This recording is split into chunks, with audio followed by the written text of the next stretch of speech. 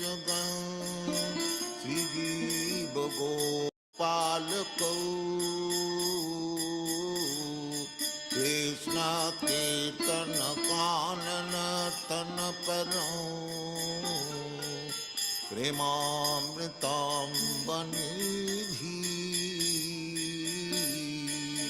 कृष्ण कीर्तन कानन तन परो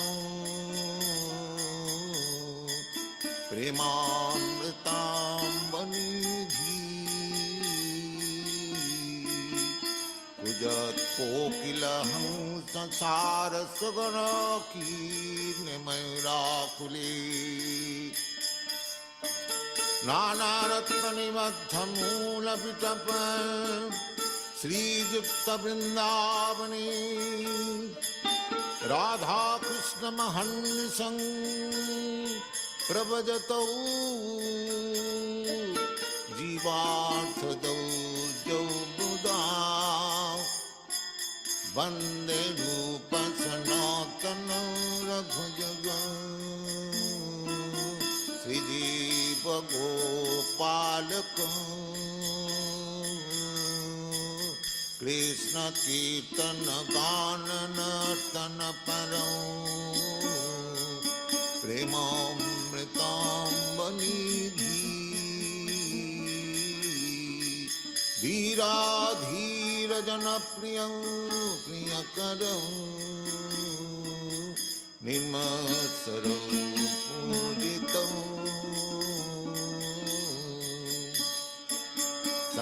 शंखापूर्वक नाम गाननतिभिः कालावसानिकृतं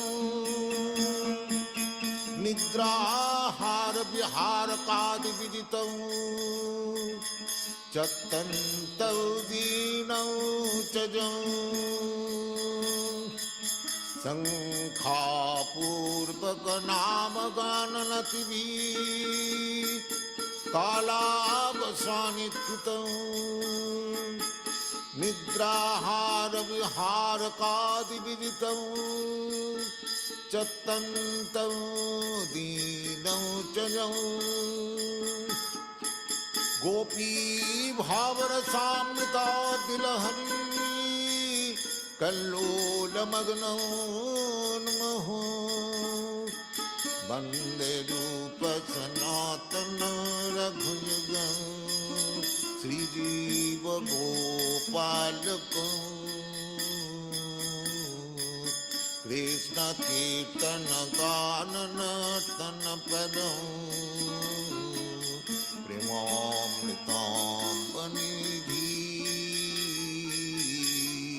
कृष्ण कीर्तन गानन तन परं राधा पुण्यतटे कलिंगतनयातिरे च वंशी बटे प्रेमन्माधव सादशेष दशया ग्रस्तौ प्रमत्तौ सदा राधा पुण्यतटे कलिंगतनयातिरे च वंशी बटे प्रेमन्माधव सादशेष दशया ग्रस्तौ प्रमत्तौ सदा राधा कृष्ण गुणस्मिते मधुरिमा नंदेन मोहितौ वंदे रूप सनातन रघुयुगं श्रीजीव गोपालकं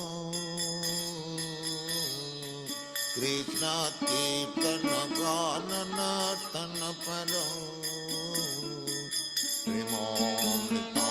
प्रेमामृतांबनिधि धीराधीर जनप्रियं प्रियकरं निर्मत्सरं पूजितौ श्री चैतन्य कृपाभरौ भुवि भुव भारावहंतारकं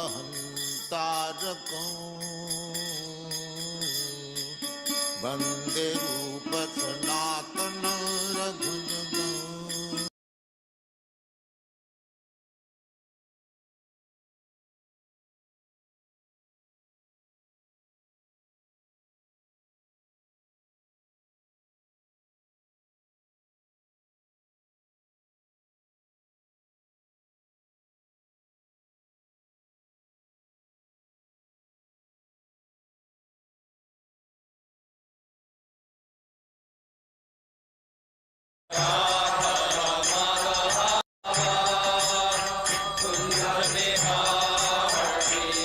Jaya Radha Madhava Kunja Bihari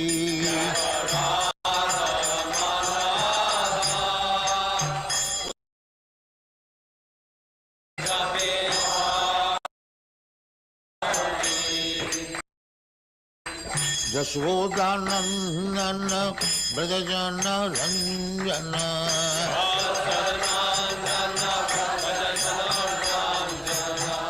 Jashodanandana Brajajana Ranjana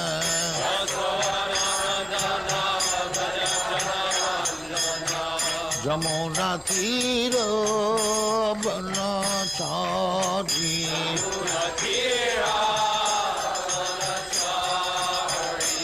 Jamuna Tira Banachari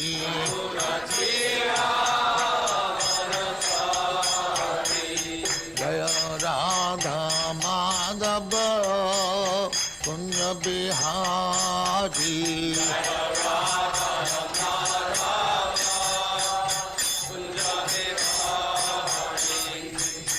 Gopi Jana Vallabha Girivaradhari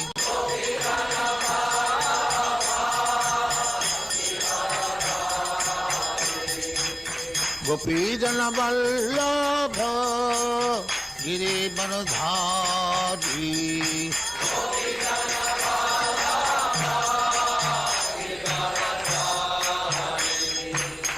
Yashodanandana Brajajana Ranjana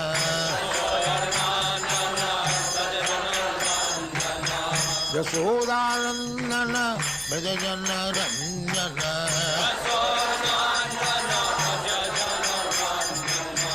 Yamuna Tira Banachari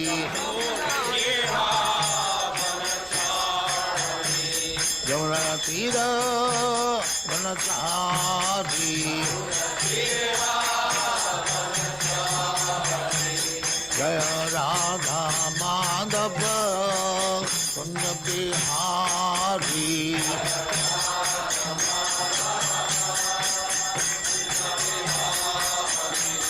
Jaya Radha Madhava Kunja Bihari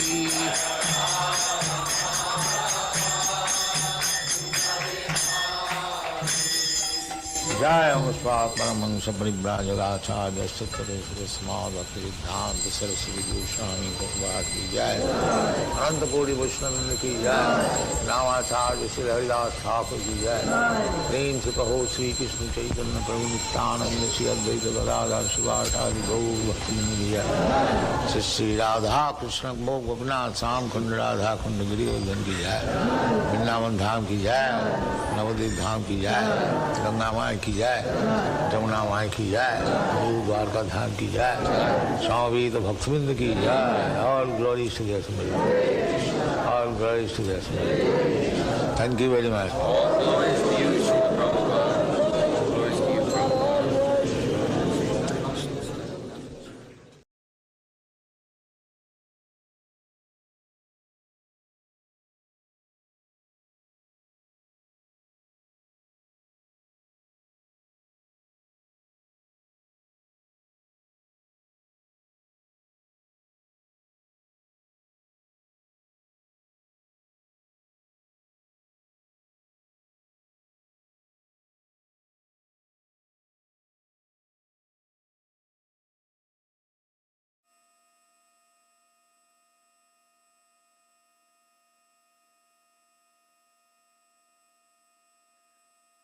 Hare Krishna, dear devotees, please accept our humble obeisances. All glories to Jagat Guru Sri Prabhupada. All glories to our revered speaker for today, His Grace SARVATMA Prabhu. Prabhuji, thank you so much for being here as always. We're very much grateful for your association. And we are live, so without further ado, we may put the verse on the screen, and then you take it over from here. Devotees will be joining shortly.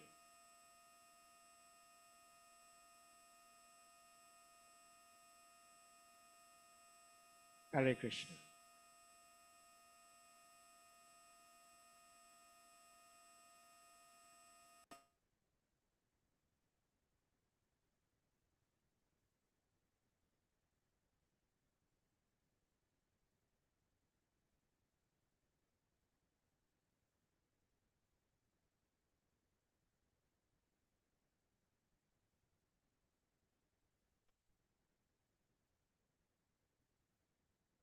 Sir?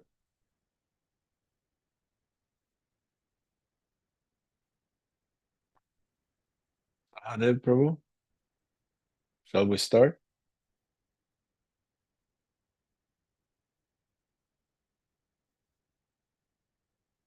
You're muted. I can't hear you.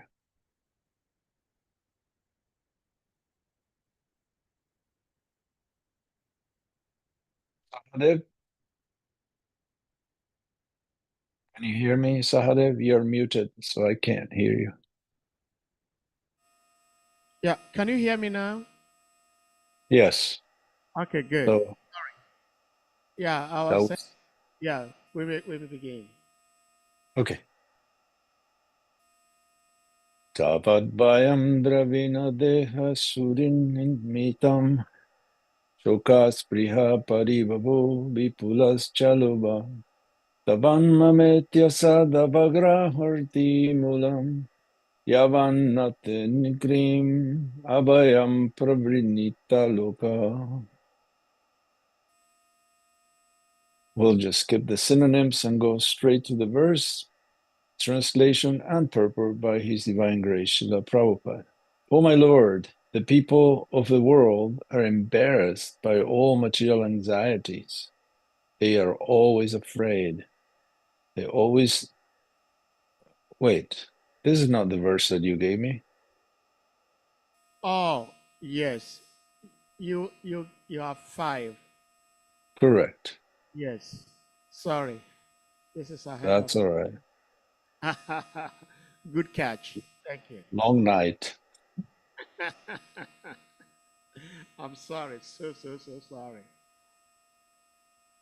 Yetu tvadiya charamna Yetu tvadiya charanambuja koshagandam Jigranti karna vivarai Shrutivata nitam Patyagrihita charana Paraya chatesham Napaishi nata Hridayam Puruhat swapumsam.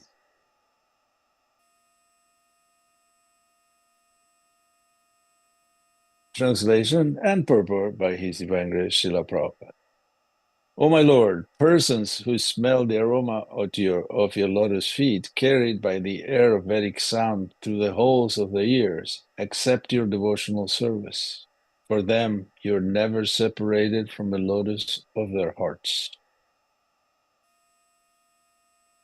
For the pure devotee of the Lord, there is nothing beyond the lotus feet of the Lord. And the Lord knows that such devotees do not wish anything more than that.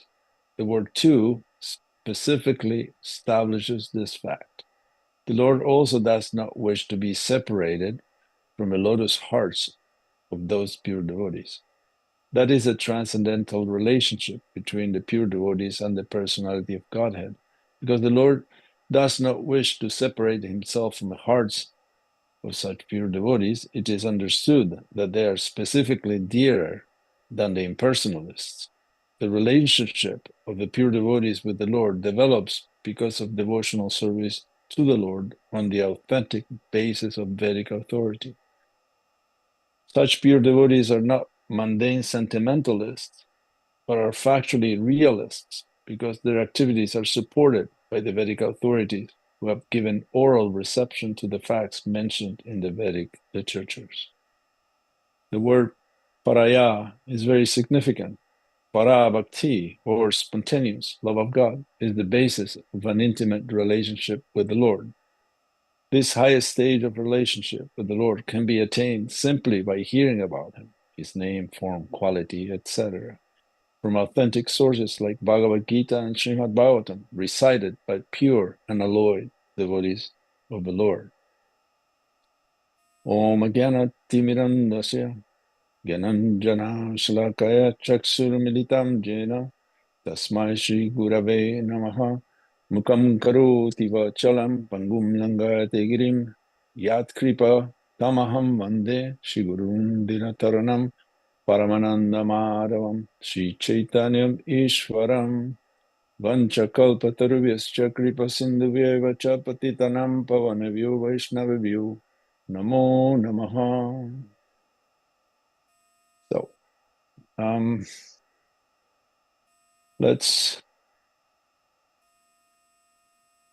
going to actually change my screen so I can see the verse at all times. All right.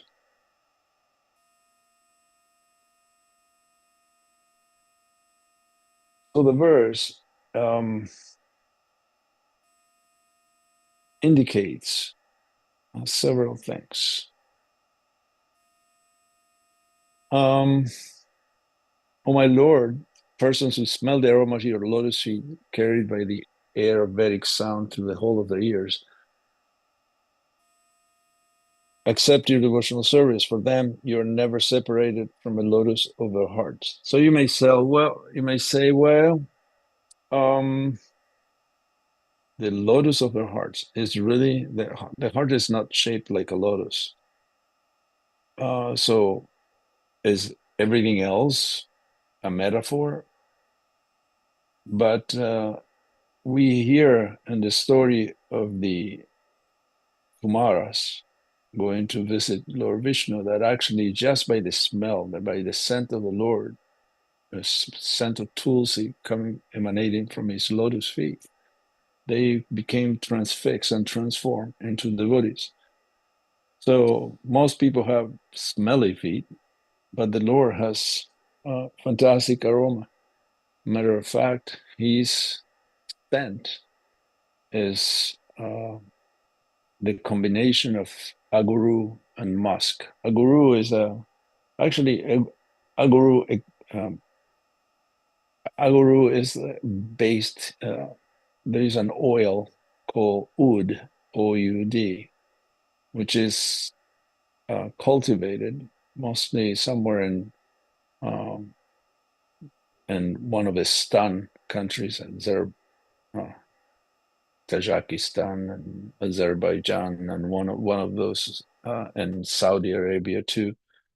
The agar wood, the wood from a agar wood tree, is injected with some fungus, and this fungus actually makes the tree ooze this fantastic oil, which is cultivated and then usually mixed, is very strong, and is mixed with either frankincense or rose or saffron. There's a whole combination of scents, musk. So we can almost perceive the scent of the Lord in this planet if we have the fortune of have some wood oil, which I actually have. I got it from Bibi Govinda Maharaj, who was very kind to send me some, and is intoxicating. It's very expensive. It's more expensive than gold by weight, and is truly intoxicating. And I am allergic to scents, except for a couple like frankincense and grapefruit, and eucalyptus. I cannot tolerate incense or any other scents. But this is fantastic. So the Lord has a scent. His body has a scent that is transcendentally so attractive. Everything about Krishna is so attractive, even his bodily scent. And in the material world, people do not have a natural scent. And if they do, it's probably not something to talk about. It's usually smelly, sweaty, and smells like dirt or BO. So there's a huge difference between the Lord and us. And the aroma carried by the air of Vedic sound through the holes of the ears. So is this also some kind of simile or metaphor? No, it isn't. It is because the sound of the Vedic sound, the sound of the scriptures carrying the information about the Lord is none different from the Lord. So there are 9 processes of devotional service beginning with hearing and chanting and remembering. So those are the first 3. There is also worshiping, offering prayers, and befriending the Lord, and so on. But these are the first 3: hearing and chanting and remembering. Hearing is the way to awaken a sleeping person. If you're sleeping and I just get some pom-poms and do a dancing show, you won't wake up unless I'm wearing factory boots. Then maybe the sound will wake you up. But that's why, because the sound is what wakes one up. If someone mentions, speaks your name, or you hear the alarm clock, it's all by sound. In the same way, to awaken to spiritual life, it comes by sound through the ear. And there is a connection between the ear and the heart. It's a subtle connection. Don't expect to see some tubes going straight to the heart. But if one hears the truth will vibrate within the heart. That's why we see that people chant the Maha Mantra and they change, their life change. Or hear the explanation from the Vedic literatures, and their life immediately becomes different, because the Lord, the descriptions of the Lord, the philosophy comes through the ear and shatters all these layers of misinformation that we have been dealing with life after life. And once one hears the sound, what is to be done? One needs to do something. And how do we reach the Lord? How would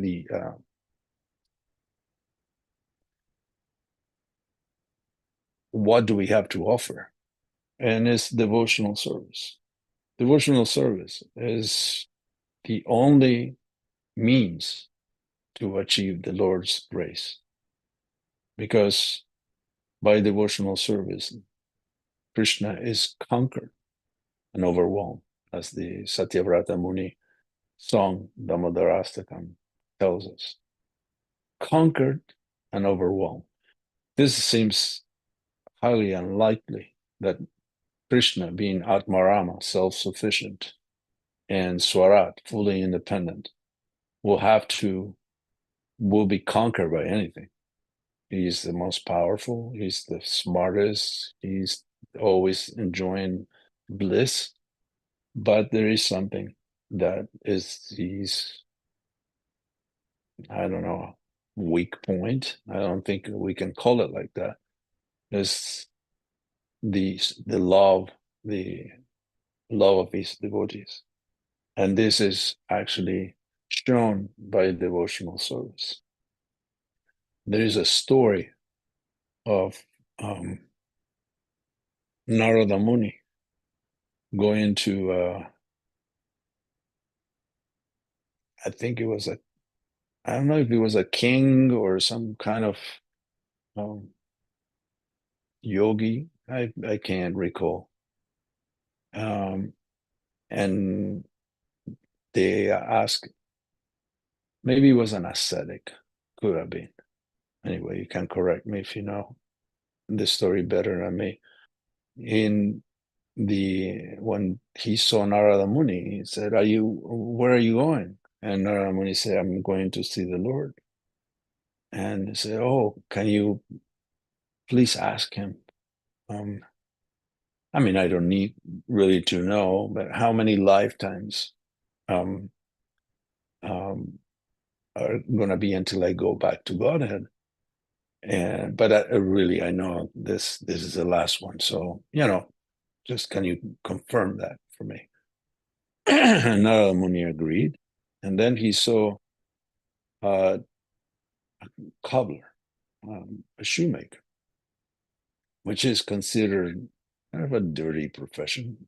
Get into another people's dirty feet. And he said, Narada Muni, where are you going? I'm going to see the Lord.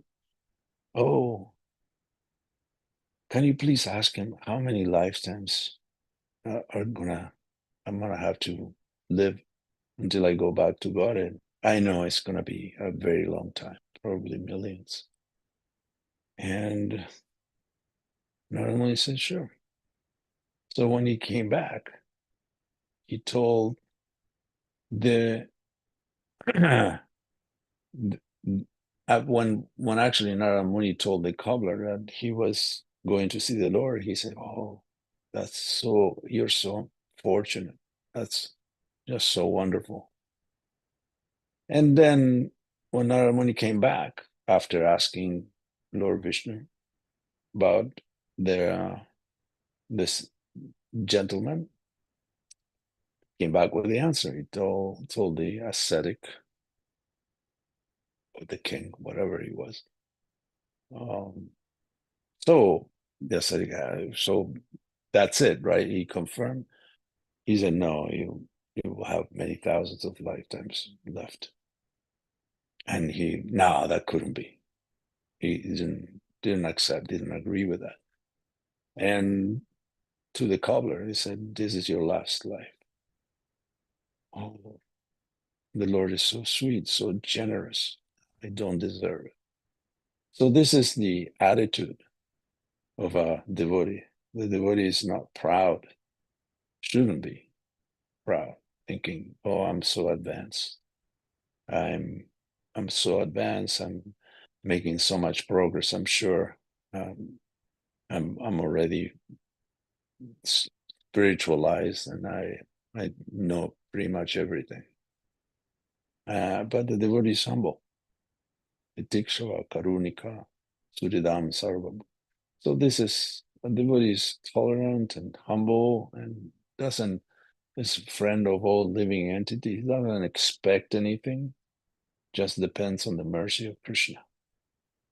And someone who is proud, why would the Lord help a proud person? They already they already think that they don't need any help, that they're sufficient to plan whatever their enterprise is. So it's through devotional service that we can conquer the Lord. And in order to practice devotional service, one has to understand their position. Our position is servants. We are not the master. We are not the master of anything. And if we get any ability, it comes from Krishna. Krishna says that in the Gita. If we have any talent, it comes from Krishna. If we have any inspiration, it comes from Krishna. It's not our own merit. We cannot make it ours because it's not. We are simply being blessed by Krishna's mercy according to our past deeds, according to our karma. So it is useful for someone practicing spiritual life to understand where everything comes from. I'm sorry I have trouble talking right now. I'm on the 5th day of a full fast, just a water fast. So I don't have the stamina or I think my sense of humor went away too. So please excuse this dry delivery.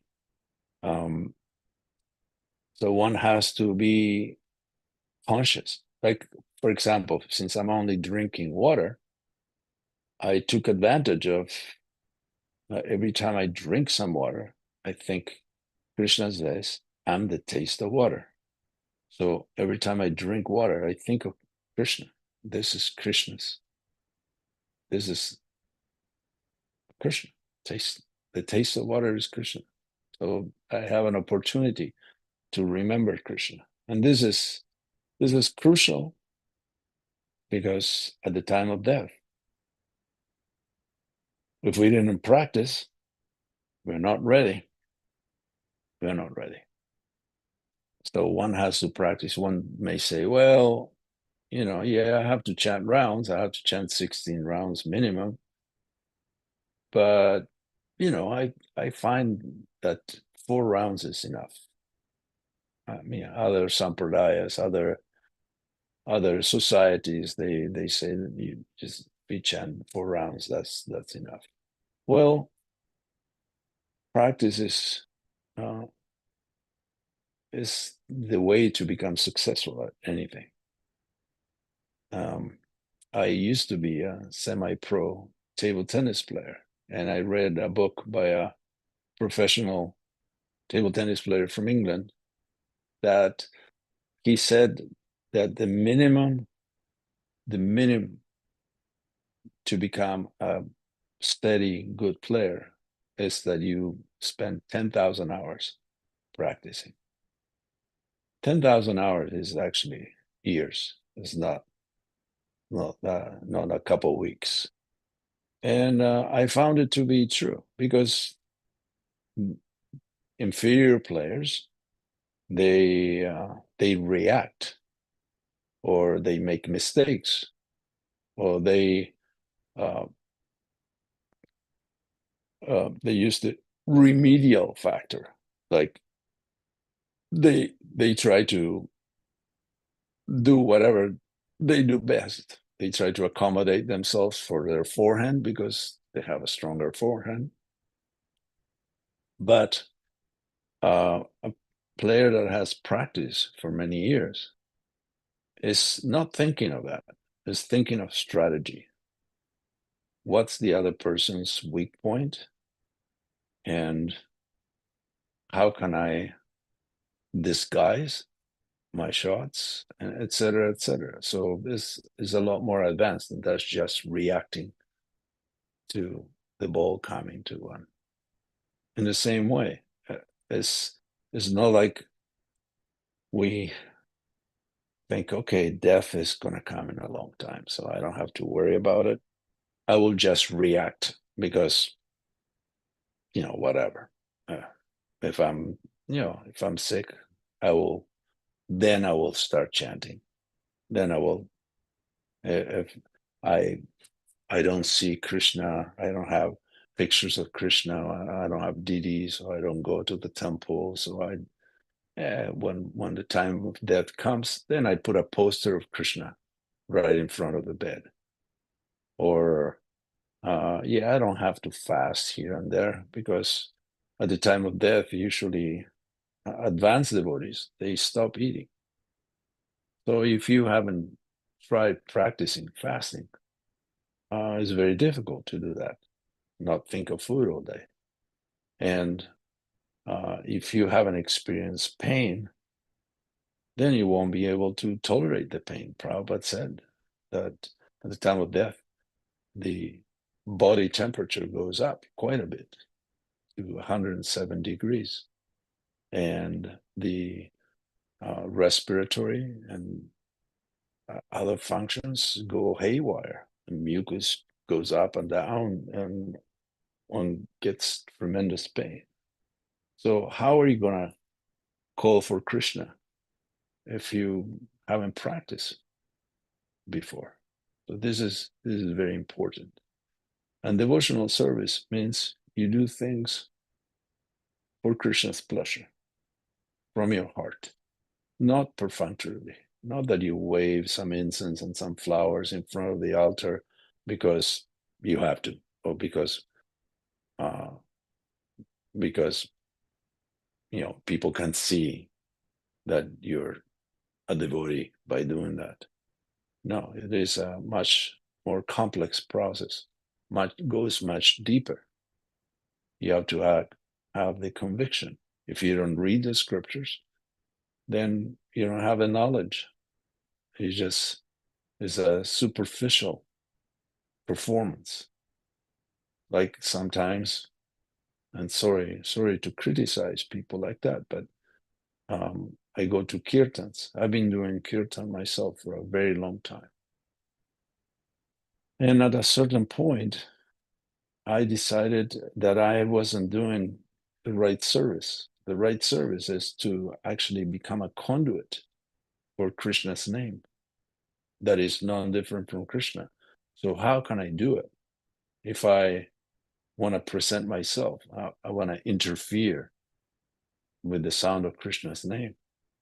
So I have to do it for the pleasure of Krishna and the devotees, not to become famous, well-known, or get some cheap adulation, or because you happen to have a good sense of rhythm or a good voice. So I see some devotees, they're sincere, but they are actually performing. They chant, but they want the girls to look at him, or they want to become famous. They want adulation. They want to be recognized. But it's not our position to be like that. Our position is das, das, and das. We are servants of the servants of the servants.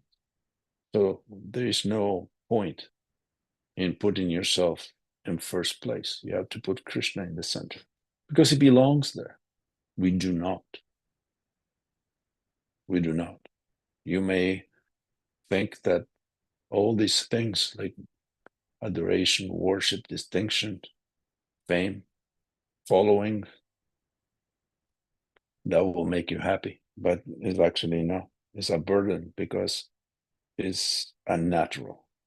It's unnatural to our real state of being. We are servants. We do not want any of that. We just want Krishna to be happy. And if we get even a glimpse of that, the pleasure is far superior to the pleasure of being renowned or adored or followed. It's far superior because we are insignificant, infinitesimal, and we are out of place when we try to be anything but.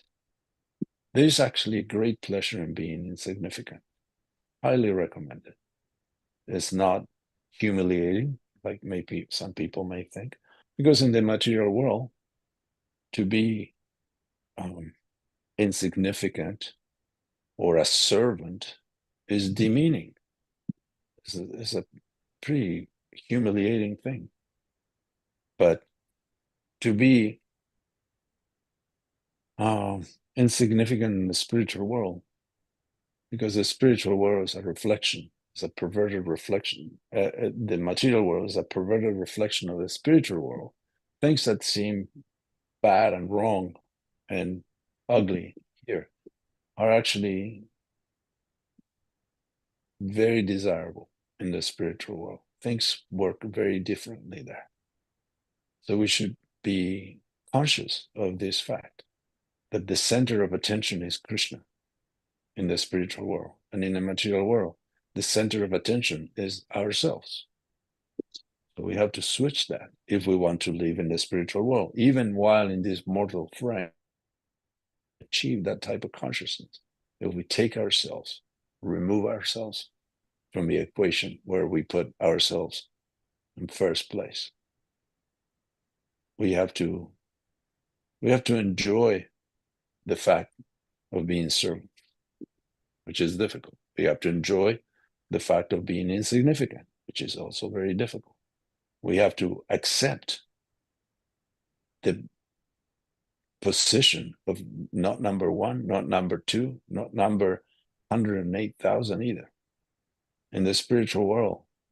Because why is it that the Gopi Bhartu Palakamalay or Das Das Anudas, the verse of becoming servant of a servant of a servant, why is it emphasized in that way? Why not just a servant? Because the positions of servant is already taken. There is a lot of servants around Krishna. Mother, father, friends, gopis, gopas, helpers to the gopis, helpers to the gopas, and more and more and more and more. Just there's so many servants. There are so many servants of the servants. There's so many servants of the servants of the servants. So we can only aspire to be many times removed. But the pleasure and the association can be enjoyed by anyone, even from such a far distance, which is not distant. Like, for example, Srila Prabhupada. Srila Prabhupada, okay, he had some disciples. And so they got Diksha initiation from Srila Prabhupada. But everyone who is a follower of Srila Prabhupada can enjoy the same relationship as Prabhupada, founder and acharya of the Krishna consciousness movement. It's not like because you're not initiated by Srila Prabhupada, you don't have a connection. You have the same closeness to Srila Prabhupada just by being a follower. In the same way, you can be an infinite amount of times removed from Krishna and enjoy the same kind of closeness and intimacy. In this verse and the whole chapter is actually Lord Brahma speaking. This Vidura Maitreya talking, but they're actually quoting Lord Brahma, saying this choice stanzas, these choice verses in glorification of Krishna, and accepting that is Krishna's mercy, because Lord Brahma is such a powerful being. He's the first created being. He has his own planet that doesn't dissolve after the destruction of the universe. And he still takes the humble position, saying, it's all Krishna's mercy. I didn't know anything. He was born out of a lotus. He didn't know where he was. He was in fear because there were humongous waves coming at him when he tried to descend through the stem of the lotus. But eventually he practiced austerities. This is the sound that he heard. Again, another awakening by sound. Tapa, austerity. So he started practicing austerities and meditating, and eventually got the darshan of the Lord, and got the power, because he thought, I don't have any power, and Krishna told him, no, I've given you all the power within your heart. You will see things, and you will be able to manage to create them. So also Lord Brahma is the one who spoke the Brahma Samhita, which are choice prayers. They're incredibly beautiful, describing the spiritual world, describing what he saw. So this is the result of devotional service, that eventually the devotional service is going to be pure devotional service. And pure devotional service is what attracts Krishna. And one will get the darshan of Krishna. One will get the direct association of Krishna. So it's not like not got other processes that you have to die to find out how good it is.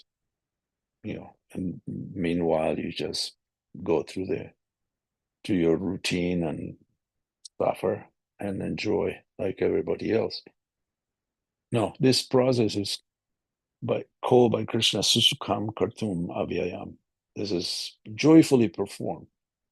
So that's a test, that's a thermometer for us. If we are not enjoying our Krishna consciousness, then there is something leaking. There is something that we are not doing right. Because the process of devotional service is very enjoyable. You should be happy, at least most of the time. If you're sad, depressed most of the time, then you're doing something wrong. Check your process of hearing first. Are you hearing your rounds? Are you hearing scripture? Are you conscious of Krishna somehow? There must be some leak. So we have to fix it first. And then the process will become very joyful. Of course, sometimes we see that devotees join the movement and start chanting japa, and they're ecstatic and they can't wait to get their hands on their beads and chant. And then the pleasure goes away. Somehow or other, it becomes dry and lengthy and difficult to keep one's vows because there is no juice in chanting. But that's Krishna.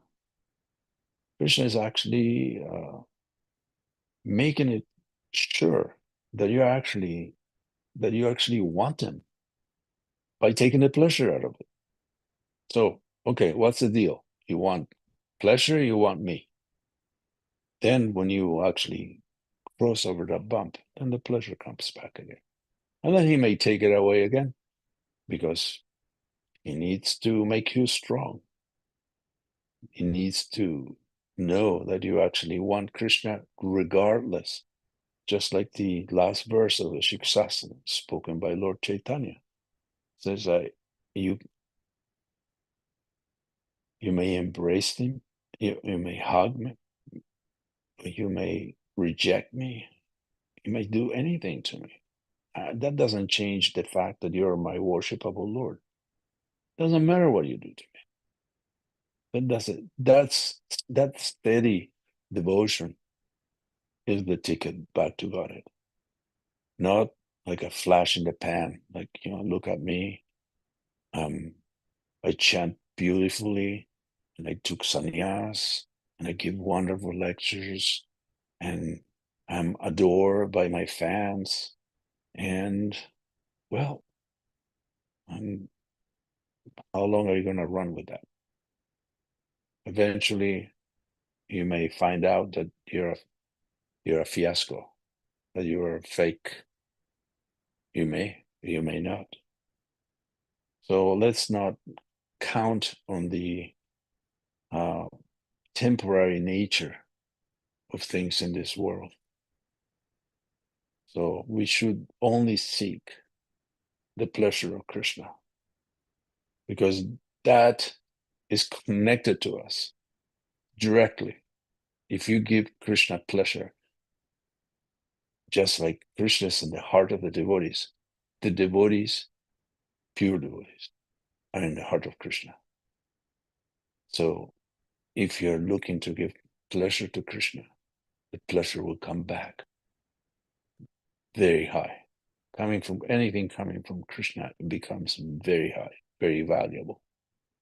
So we should aspire to be insignificant, should aspire to be servants of the servant, not aspire to be the Lord of anything, the ruler of everything, the controller. That's not our gig. Our gig is different.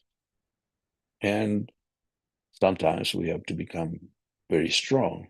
Like it looks like you become somewhat of a boss, or but whatever you do, you should keep Krishna in your mind, because that will set you right. I even haven't gotten to the purport yet. There is ways to see how one can measure one's advancement. There are obstacles in the path. Like Prabhupada said, pure devotees are not mundane sentimentalists. We have sentiments, but we are not mundane sentimentalists. We have to act according to the Vedic authorities.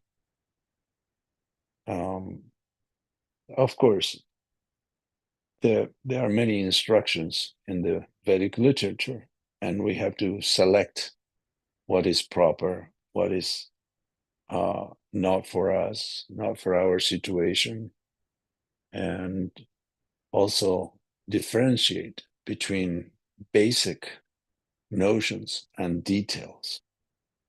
Like I've seen, and I continue to see people very confused, taking details, non-essential things as essential.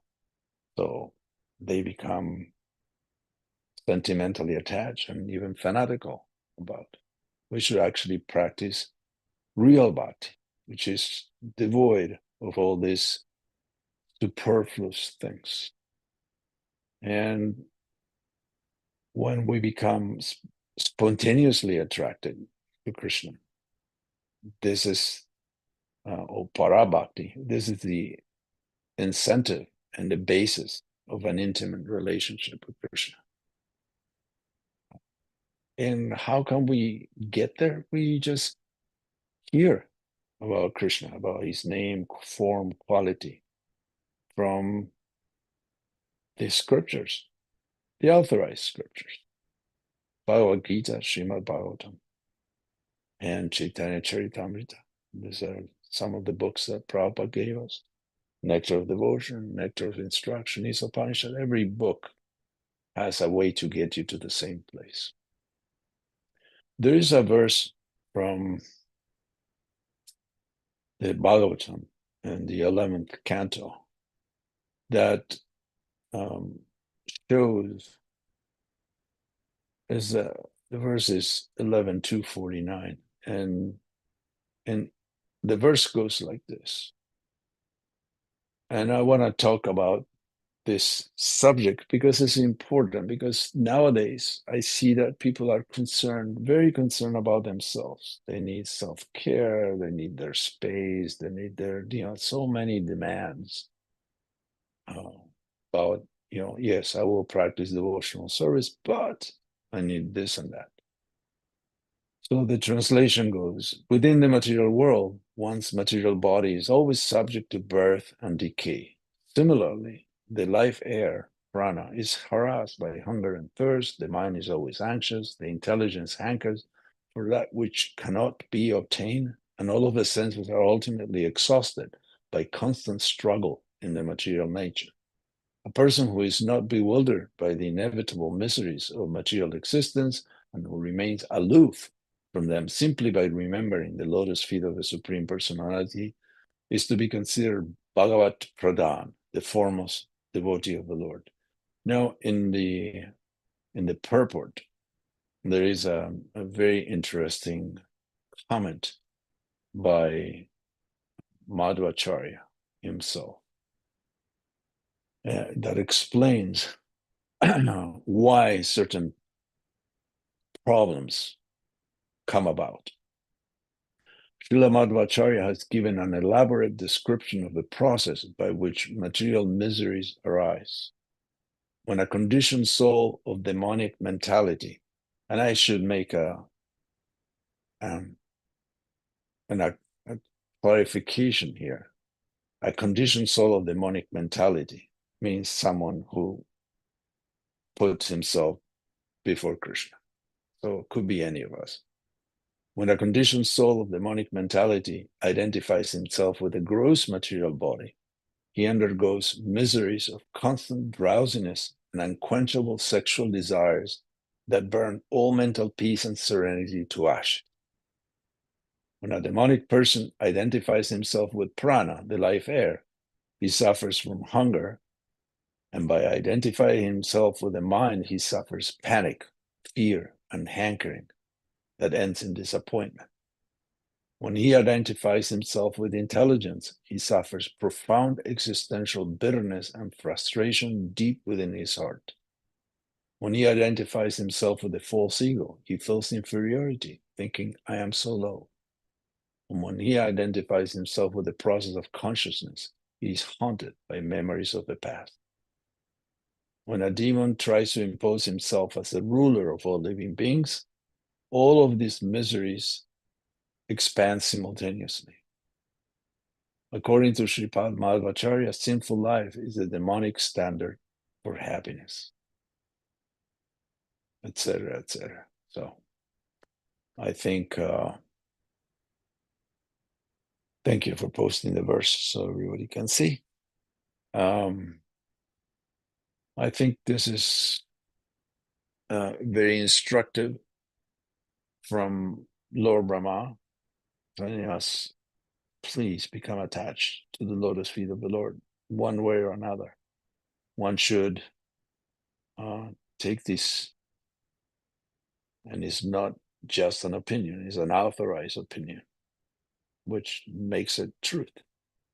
One should take this to heart and mold one's life in such a way that even if we get distracted 23 out of the 24 hours a day, for at least 1 hour, we should dedicate ourselves to hearing, chanting, and remembering Krishna. Okay, I think I've said enough. So we will take questions, comments, realizations from the illustrious audience. They wish to. Hare Krishna, thank you so much, Prabhuji, for being with us today. I was a little bit concerned hearing your voice, that you explained why your voice sounded the way it sounds. It's beautiful. But we hope you don't overstretch it. Because we want to have your darshan every now and then at least.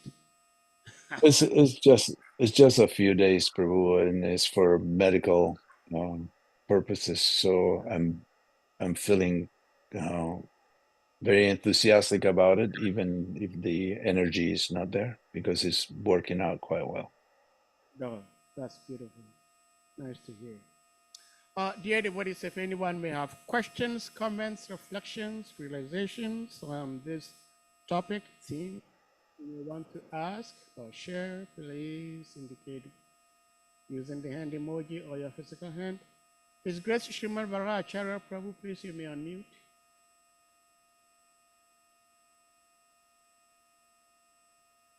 Hare Krishna, please accept my obeisances. All glories to Srila Prabhupada, all glories to my devotees. Thank you very much, Prabhu. So I came late, but I fortunate enough to meet the body of the discussion. And some from my voice is not clear enough. Yeah, No, it's not coming through very well. Can you get closer to the microphone? Or? Okay, is it all right now? Yes.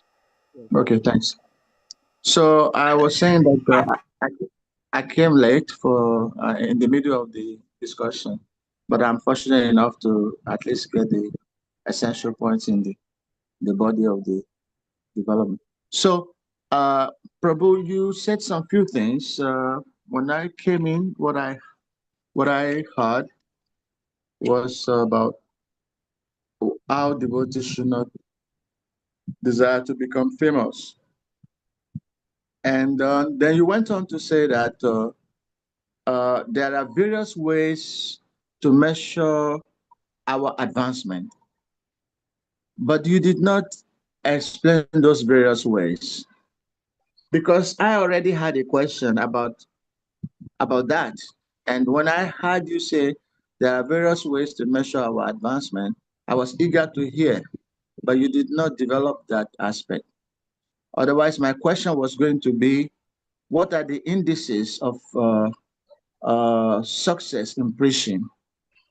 But since you also mentioned that there are various ways to measure one's advancement, of course, it's not exactly related, but it's similar. One's advancement is, or the success in preaching. So maybe you can combine both, Prabhu. I hope you got what I'm trying to say.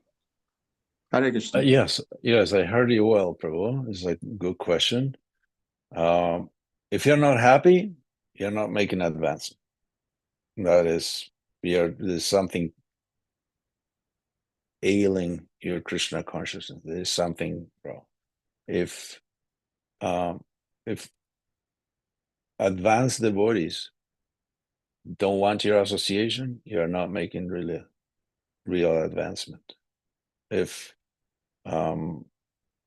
you're totally satisfied with the way you are, what you do, then you're not making much advancement. If you consider others inferior to you, then you're not making much advancements. If you consider your service more important than anyone else's service, you're not making much advancements. There are so many indicators that we are not making advancement. If you're stuck in a rut somehow or other and you're not moving, it could be an indicator, or it could be that you're actually naturally humble and you don't think very highly of yourself. As far as success in preaching, I think the success is shown by the results. I think if your preaching has potency, you will talk to people's heart. And if you're not very advanced or qualified or potent, then you will talk to people's head. So you have to aim for the heart. You can defeat them, and defeating people on debates and expose their fragile and fallible philosophy. But if that person doesn't accept your conclusion, it's not like the Middle Ages, where if you defeated someone philosophically, they will become your disciple. Well, people tell you, yeah, that's your opinion. We agree to disagree. Then you are not achieving success. Once I was actually, because I distributed books for many, for nearly 2 decades, and I was always preaching, and I run centers, help make some devotees. I was thinking, I distributed, I don't know, 150,000 books, maybe. I don't know how many. And did anybody become a devotee out of that? I was curious. I was mentally postulating that, thinking, okay, I know, Krishna, the result is up to you, but did anything happen with those books that I distributed? And Krishna is actually very kind. So, he chose to answer. I was in Europe. Every summer I went to Europe for 12 consecutive years. I was invited to different festivals to do kirtan and to do seminars. So I was in Germany at the Berlin Temple, and I gave the Sunday feast. I did a kirtan, and then I gave the Sunday feast lecture. And after the class, and this was literally days after I was meditating on. So Krishna, did really anything happen? And I know that, many times people buy a book, they put it in their house, and someone else, some friend comes and maybe opens up and borrows, and then that person becomes a devotee, not directly the person that bought the book from you. But a lady, older lady, came after the class, and she whispered in my ear, "You made me a devotee." I said, "I'm sorry, I don't know you." She said, "You sold me a book 35 years ago in Santiago, Chile. And I've been initiated for 35 years, 34. I said, well, Prabhupada made you a devotee. You know, I just happened to be the mailman at the time. She said, yeah, but if you weren't there, I would not have gotten the mercy. So, well, thank you for telling me this. It's very comforting. So I was thinking, okay, Krishna answered my question. That's very kind of him. Then, after going to different countries for different programs, we flew back, and this time we flew to Boston because there was the celebration of 50 years that the Jaladuta, that must have been 2015. Jaladuta arrived in the Boston Harbor, bringing Srila Prabhupada. And we were at a park where the festival was taking place with colorful tents and sort of things. And I was talking to some friends, a couple from New York with my wife. And we were just talking. We were standing there in the park. And a lady, you know, devotee, Nasari, just went by us. And then she stopped and did a second take.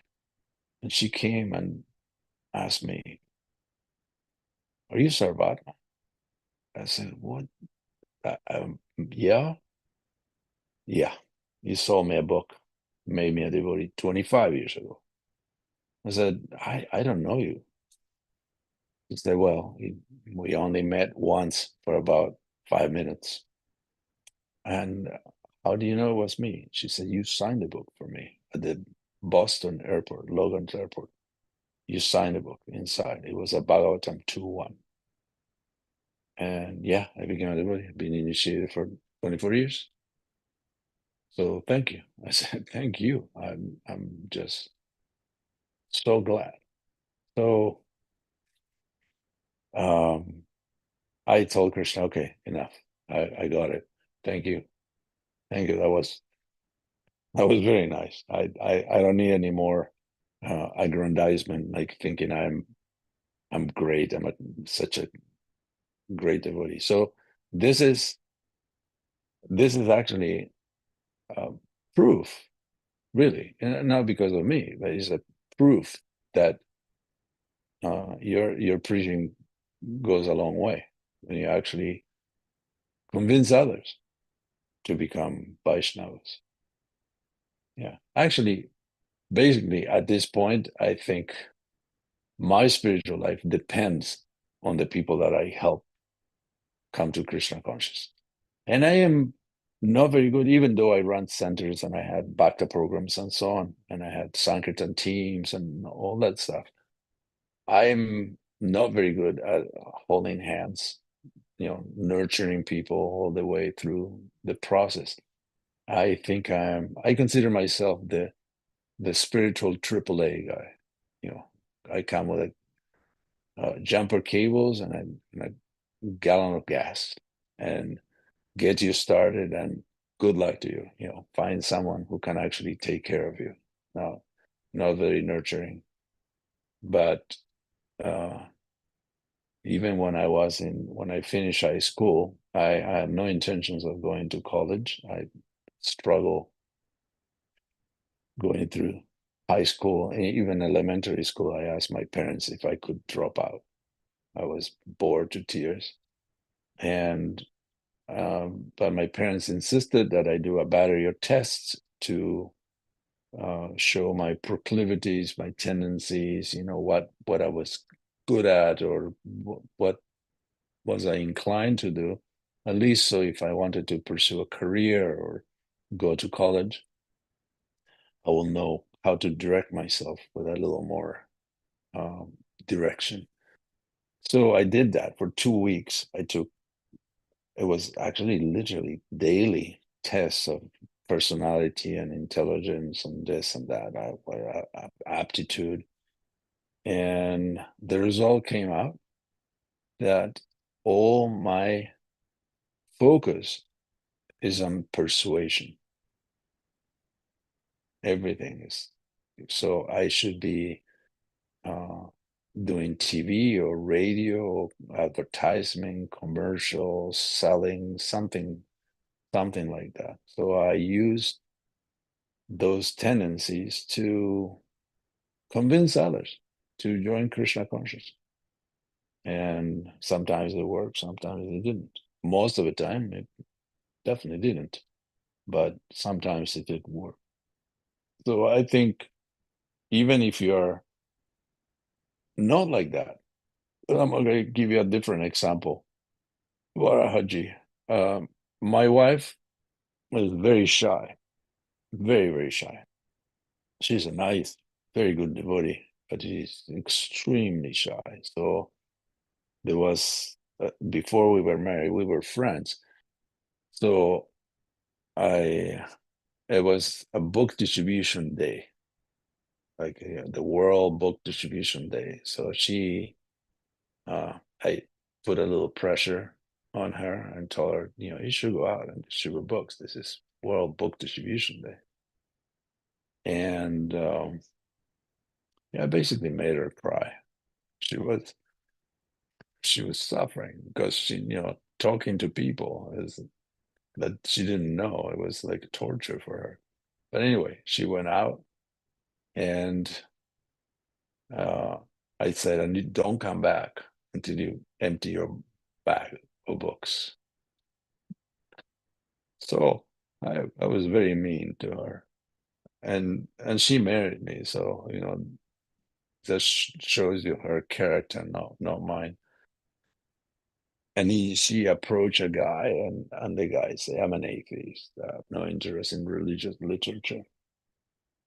And she said, "Oh, well, thank you very much for stopping. Have a great day. All the best to you." And the guy walked away. And then he came back and said, "You were so nice to me. I'm going to buy a book from you." So it's not persuasion. It's, you can have sweet character and convince people just by your demeanor, or you can convince people. Your preaching could be just your example. You're such an admirable devotee that people will say, these are the nicest people I've ever met. They're so dedicated. Like there was a lady that came for my wife told me in New Vrindavan, they had a women's retreat. And she was a local. She had, just a church going local that she heard about a women's retreat and showed up in New Vrindavan. And she was totally ecstatic and convinced. You guys are so dedicated and so nice. You must be doing the right thing.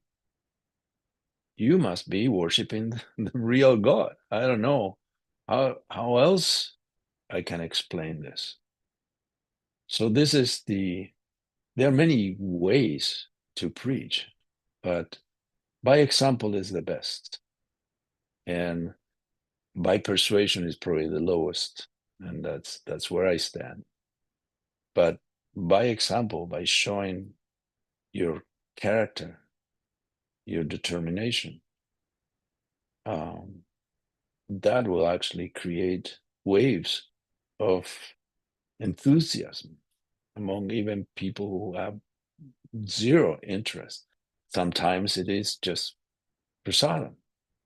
There was a gentleman that used to attend the Buenos Aires, Argentina temple because the devotees were underground, because the police and the army and the church closed all religions but the Catholic Church. Basically, they weren't allowed to practice in public. And the devotees decided to do a lunch program every day. And, by word of mouth, people came. The devotees had hair. Well, you couldn't wear a sika, couldn't wear just they looked like normal people, and people came for lunch, and they were hoping that prasadam will help. And there was one devotee, not devotee, definitely not a devotee, who came and just came for the food and didn't want to hear anything. He didn't accept books. He didn't want to talk to anybody. He just wanted to eat. So he ate for a whole year. He came pretty much every day, and he ate, and he ate, and he ate, and the prasadam kept building up. And then, it was up to his neck, and then kept going up, and he finally touched his brain, and he started questioning himself. Why are these people so nice?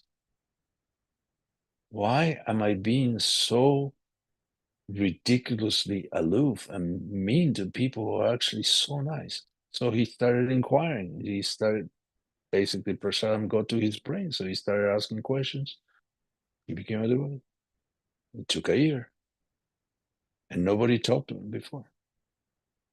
So you can see that it takes different methods.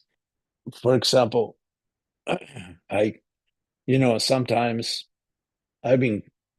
I was a chef, so I cooked for 20 some years, and it was pretty decent. I have the skills, but it was only a few times where after the offering, I tried the prep, and I said, this wasn't made by me.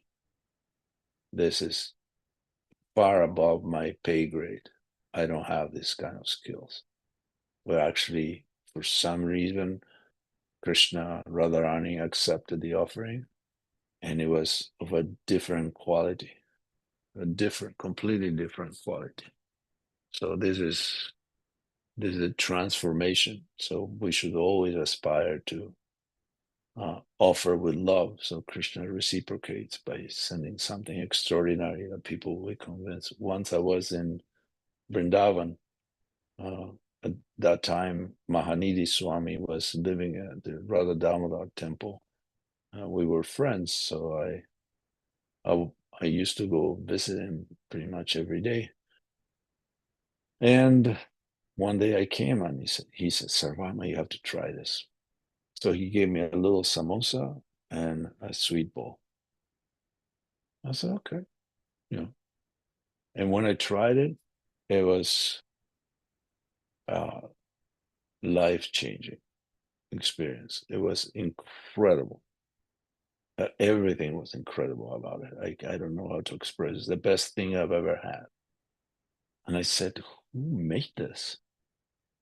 Oh, that's the Pujari at the Imlitala temple. Imlitala is a temple where there used to be a tamarind tree. I think the tamarind tree dried up, maybe still there. This lady has so much devotion. Yeah, I can taste it. It's incredible. I never had anything better than this. So that same evening, it was during Kartik, we were going around the Radha Damodar temple. There's a concession that was given to Sanatan Goswami because he was old, so he couldn't go around Govardhan. So if you go 4 times around the parikram around the Radha Damodar temple is equal to going around Govardhan, which is a lot longer.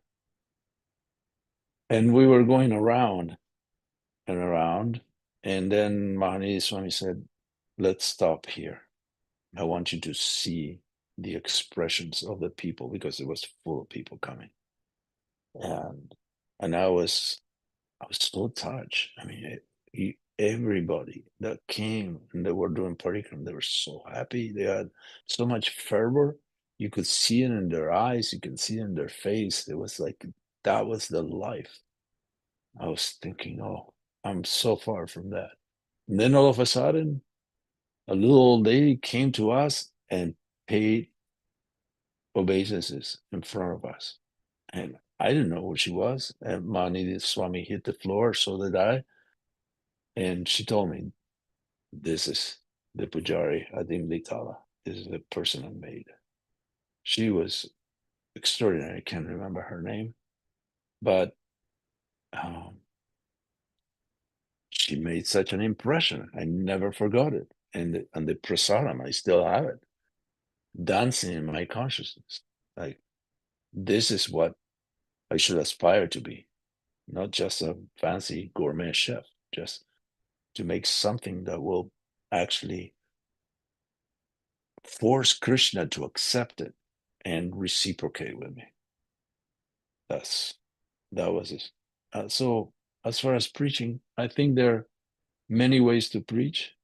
If you just create a nice atmosphere for others and not, stand on a soapbox and just throw scripture and tell them about, we used to have in Chile, we had this new bhaktas that came from a really low class background, like very, very blue collar, because the devotees will go on the buses and distribute books. So the people that came were miners and plumbers. It wasn't the cream of the crop. They weren't very, very smart. And so these bhaktas were very enthusiastic. And when someone new came, they will come out and try to grab the new person and preach to them with whatever they learn. But they only remember the weird things. They don't remember, uh, verses or relevant quotes. So if someone came in, the first thing they will tell them was, Lord Brahma has 4 heads and we don't use toilet paper. That was, the first words that they heard from a bhakta. So how can you be convinced by that? So one has to be selective. In order to preach, you have to hear properly. You have to adapt to that person's mentality. Some people can take a lot. Some people can take very little. Some people can take persuasion. Some people can take, they have PTSD about, they maybe gone to a cruel Catholic school, or they may have abusive parents, or that they were always told what to do, so they can't take instruction that way. So one has to be a good listener and very friendly, and then you will see a result. But above all is purity and strategy. Sorry, Varaha Prabhu, I thought I was going to give you a short answer, but it never works out that way. I hope you're somewhat satisfied with it. Thank you, Prabhu. But my questions actually they're in the chain. So I was Can you come closer? Can you come closer to the mic? Your voice was very low.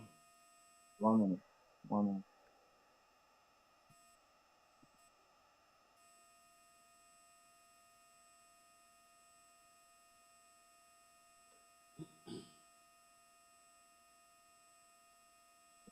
Okay. Yes. So is my voice okay now? Very good. Yes, it is. Okay, thank you very much. Okay, thank you very much, Prabhu. I actually have a chain of questions lined up. So I was waiting for you to answer one, and then I throw the other one. So thank you. So you've explained longer what it means. One second, Prabhu. Sahadev, can you mute yourself? There is noise coming from you. Thank you. Go ahead. Yes, Prabhu. So you mentioned a lot about what it means to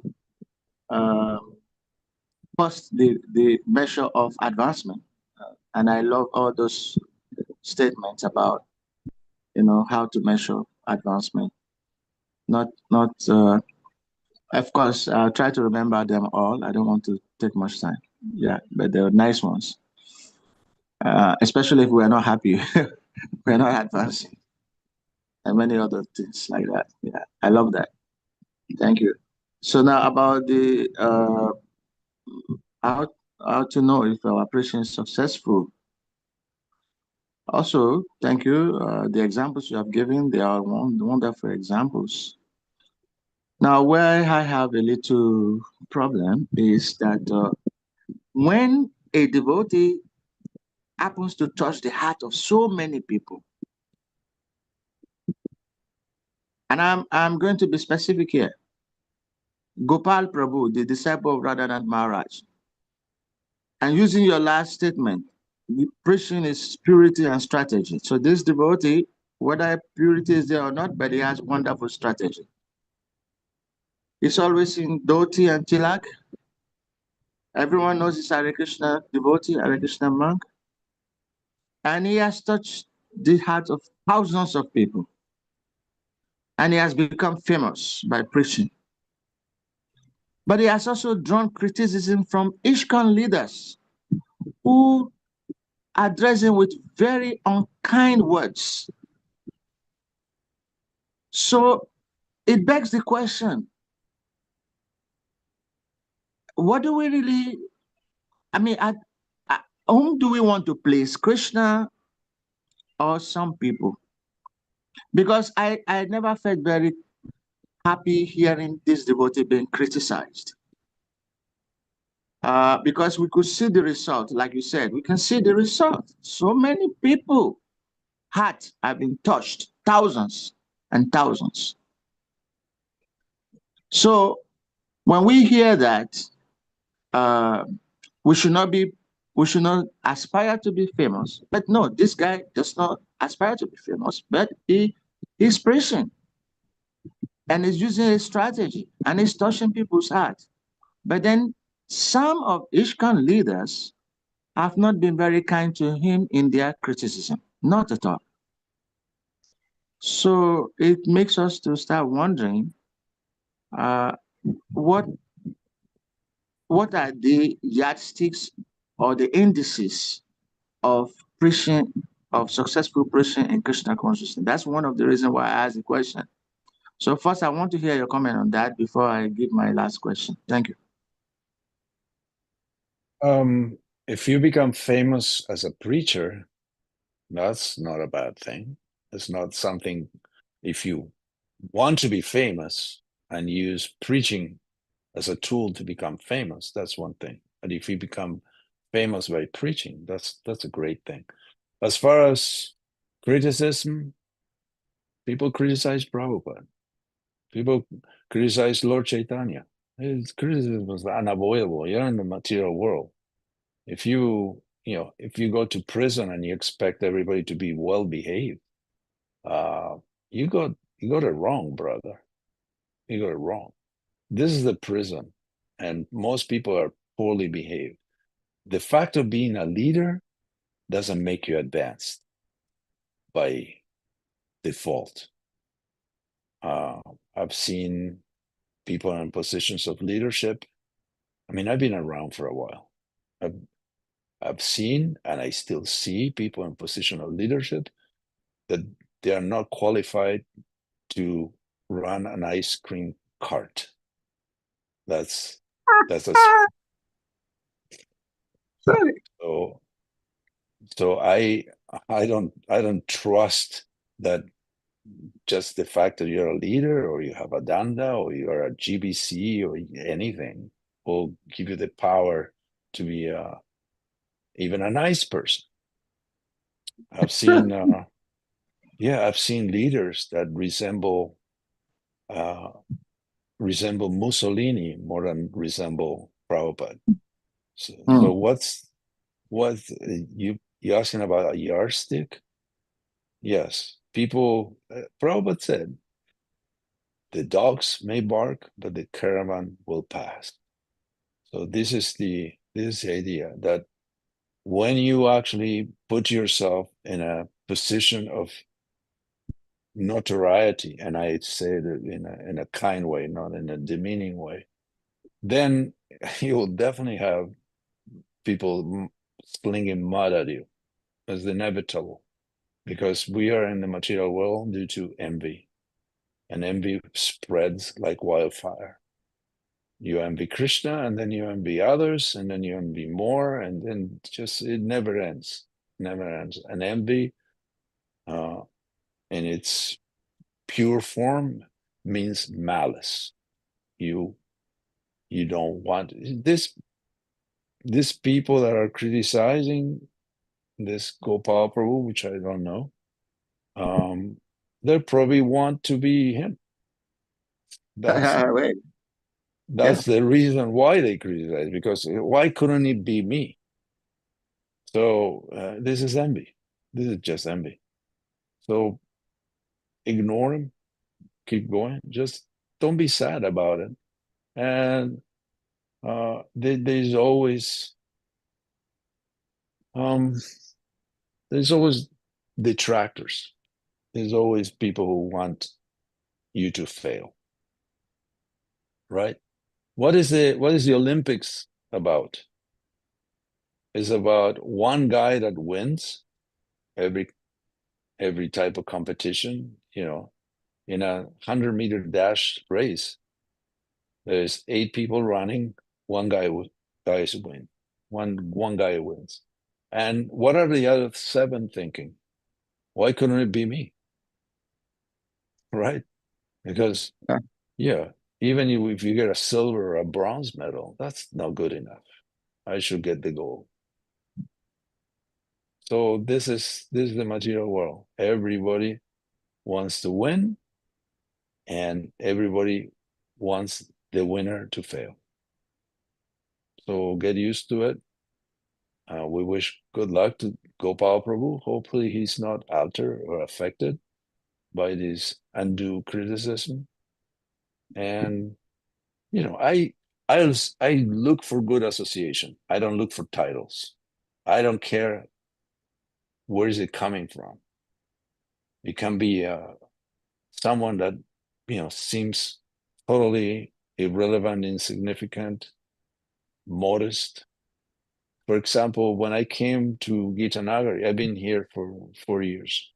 And when I came for the first time, the only time before I moved into the community, it was 1991, I believe. I was running a center in Tallahassee, Florida, and I was going every summer. I would go up the East Coast distributing books in different towns, usually where there were temples. So I was at the Philadelphia airport, and I get a call from Romapad Swami saying the VIHE, the Vrindavan Institute of Higher Education, is having its first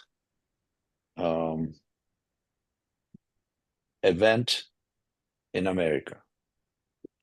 And the cook, Apurva Prabhu, cannot come. So you have to come and save us. And you please come. And I said, well, I'm just trying to maintain my temple by going distributing books. He said, it's just for a week, and you can really help us. We'll pay your expenses. So I said, okay, I'll come. And so I drove from Philadelphia to Gitanagari in about 3 hours or so. And it was early. So, Satsvarup Maharaj was speaking about obstacles in devotional service. That was one seminar. Ravindra Sarup Prabhu was giving another seminar. Jayadvaita Swami. There were many. And there was also Varshana Swami, the sannyasi that lives in New Vrindavan, talking about Haridas Thakur in the afternoon. Most seminars took place in the morning and early afternoon. His was at 5 p.m. And there were some devotees here that I met because I was in the kitchen. Actually, Apurva showed up the next day. I consider it a blessing because I cook with him and I learned a lot of stuff from him. He's such an excellent cook and devotee. And there was this lady, I believe she was basically running Vitanagari. Oh, what's her name now? Hari Chakra, you have to help me. What's the name of a lady that used to run? What? Colini. Colini. Yeah, thank you. Colini was, and I didn't talk much to her at all, but I could see this is a very, very, very advanced soul. This is no ordinary being. So I was ecstatic just by being in her presence. She was so unassuming and kind and gentle, so wonderful. So she didn't have any titles, I don't think. And she was extraordinary. So it wasn't uh, the prestige of the name or the title that followed her. Also, Varshana Swami, by the way, every sannyasi and old devotee, senior devotee that was giving a seminar, they will give their seminar, but the other teachers didn't go to their seminar. They just did their own and did their own thing. But in the afternoon, everyone, all the students, all the teachers went to Varshana Swami speaking about Haridas Thakur. Now, I didn't know Varshana Swami. I hadn't even heard his name before that. And he started speaking. And it was a magical experience. He actually transported you to the time of Haridas Thakur. It's like Sanjaya. He had a spiritual TV. He projected it to us. It was so absorbing. He couldn't hear a pin drop. And everybody was completely astonished. So I immediately, after the first session, I wanted to meet him. I wanted to meet him. So the first thing that happened is that he was going to sing Jai Radha Madhava, and he didn't play the harmonium. So he asked if someone could play the harmonium. And some people knew me and said, Sarvama can help with that. He can follow. So I played the harmonium with him singing Jai Radha Madhava, with my jazzy chords and all that stuff. And then after the lecture, I waited until he left. He was leaving the room.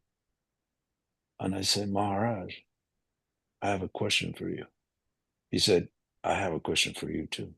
I said, go ahead. Can you teach me to play the harmonium? I said, of course I can. And he said, so what's your question? And I said, well, I've read about the life of Haridas Thakur from different sources. And you told a story that I never heard before, and I described it such and such. And he told me, did I say that? That blew me away because I never had such experience that someone will actually take me on a journey to see Haridas Thakur. But he was actually channeling. There's no joke about it. He was actually channeling. He was just living it as he spoke. So anyway, we became friends after that. So he was an unknown sannyasi dressed in rags because he was, before he became a sannyasi, Varshana Swami, he was called Kashyapa, and he ran all the heavy equipment in New Vrindavan. He's the one who flattened the place to make it habitable, and you could plant stuff because the hills of West Virginia. It's like hill after hill. There's almost hardly any valley. So he just did that. He used to give classes. He will basically just get off, park the bulldozer outside the temple and take his boots off and then walk into the temple and give a class. So he was usually wearing rags. Really unbelievable devotee. No title. He's not like a prominent sannyasi. He's just a humble, extraordinary devotee. So if people criticize Gopal, well, you ask me how are the ways to measure your advancement? If you're free from envy and criticism, then you're making advancement. So the people criticize a true devotee, they're digging their own grave. They're not doing any favors to themselves. What's the second question, Prabhu? Wow. Thank you very much, Prabhu. In fact, I've almost lost my last question. I used to hear about Vashan Maharaj a long time, long time, when we are told some of those wonderful devotees in New Vrindavan. I used to hear about him, but now, long time, I never heard anything about him. So please, Prabhu, He's been in very bad health for many years. He had heavy metal poisoning. He did chelation. He did all sorts of things. So he's a hermit. He basically has very little contact with humans. You just spoke wonderfully of him. I've heard about him many times in the past. Whenever they describe him, wonderful devotees in New Vrindavan, they say, you need to meet Vashan Maharaj. You need to meet Vashan Maharaj. Wow. And you just spoke highly of him. Thank you very much. And may Krishna help him. Anyway, it's already a pleasure. So, thank you very much, Maharaj, Prabhu, for the wonderful answers you've given and very enlightening discussion. Thank you very much. I think my last question is already done. I'm filled. I'm satisfied. Thank you. Oh, that's nice. A picture of Kolini.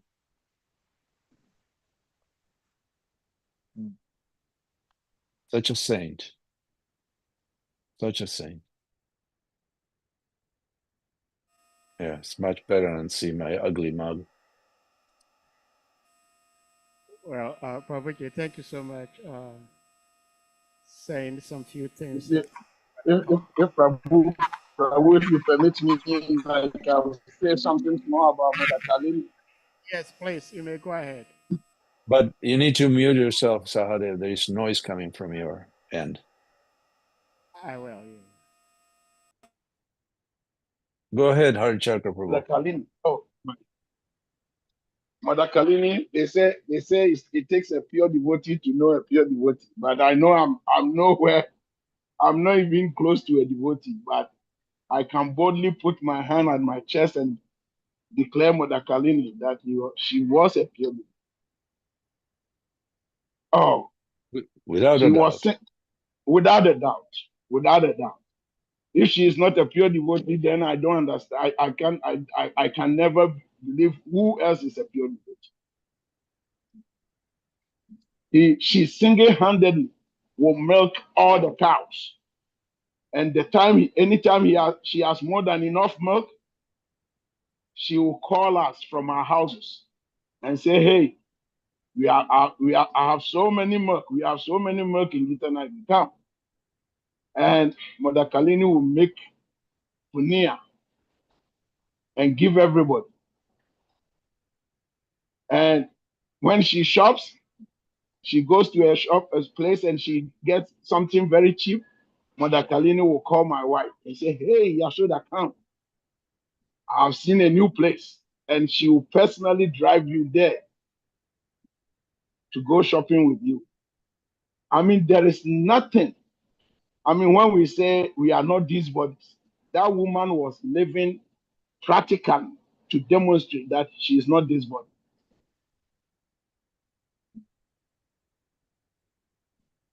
Oh, She was so renounced. Very, very, very. And yet, she was so loving, interact with everybody. That's why sometimes when I hear devotees speak, oh, we are not these bodies, they see another person suffering and they'll say, oh, dear, we are not these bodies. This woman was nowhere near that. She will see you, she feels your suffering, she feels everything that you feel. And at the same time, personally, she was so detached from everything completely. So Mother Kalini was just a saint who walked on Gita Nagri soil. And I will never forget about her. And when she left her body, you could see the body that she has left behind was effulgent. You could see the effulgent coming out of that body. So relaxed. Oh, you actually brought my memories like it was yesterday. Such a wonderful devotee. You really saw a pure devotee yourself. I know. I only saw her for a few days, and even from the get-go, she made such an impression on me. She was such a wonderful devotee. Oh my goodness. Thank you, Prabhu. Thank you. Thank you. Okay, Sahadev, Yeah, Hare do Krishna. we end this? Thank you so much. Yes, some of us would say we're so very fortunate to serve with this amazing devotee, Mother Kalini Devi. And whatever we read from the scriptures about great devotees serving the Lord, she made us witness it with our own eyes. And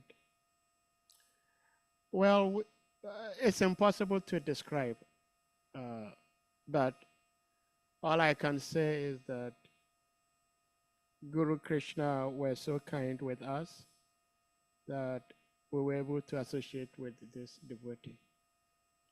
And somehow we knew and we felt, so we all tried to give her the necessary respect. She didn't demand anything from anyone. She didn't care, but it was natural just to admire her and have natural love for her. So thank you so much for sharing something briefly about Mother Kalini.